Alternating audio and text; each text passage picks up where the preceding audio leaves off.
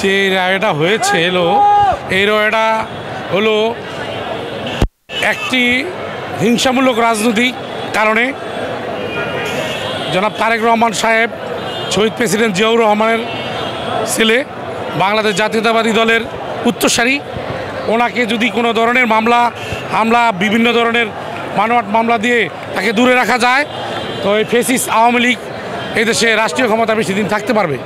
এ কারণে আজকে ওই আওয়ামী লীগ এই 17 বছরে আমাদের নেতা তারেক রহমান সাহেবকে মিথ্যা এবং বানোয়াট মামলায় তাকে সাজা দিয়ে হয়রানি করে দেশবাসীকে বুঝিয়েছে যে উনি একটি দোষী, কিন্তু আসলে উনি দোষী না।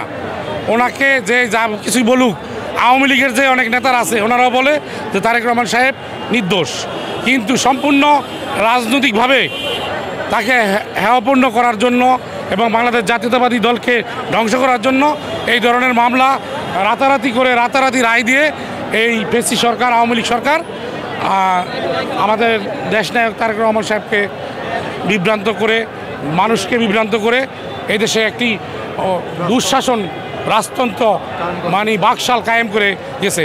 এই দেশের আপামর জনতা টেকনাফ থেকে তেঁতুলিয়া 5 তারিখের গণঅভ্যুত্থানের মাধ্যমে বাংলাদেশের মানুষকে একটি মুক্তিগামী জনতার কাতারে দাঁড়া করায় দিয়ে প্রমাণ করে দিয়েছে যে বাংলাদেশ জাতীয়তাবাদী দলের নেতারা সৎ এবং ন্যায়নিষ্ঠা এবং জাতীয়তাবাদ এবং স্বাধীনতা সার্বভৌমত্বর পক্ষে রাজনীতি করে এবং দেশনায়ক তারেক রহমান মানুষের কল্যাণে রাজনীতি করে।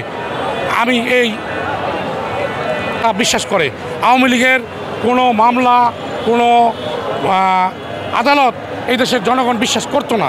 এটা এখন নিরপেক্ষ সরকারের মাধ্যমে সেটা প্রমাণিত হলো। আমাদের নেতা বাংলাদেশে আসবেন, উনি যদিও এটা মিথ্যা মামলা ছিল, এখন ইনশাল্লাহ মিথ্যা মামলা প্রমাণিত হয়েছে। আমাদের নেতা সম্পূর্ণ একদম ক্লিন ইমেজের রাজনীতি করে, একদম পরিচ্ছন্ন রাজনীতিবিদ। ওনাকে বাংলাদেশের 18 কোটি মানুষ রাজনীতির জন্য এবং ওনাকে পছন্দ করে।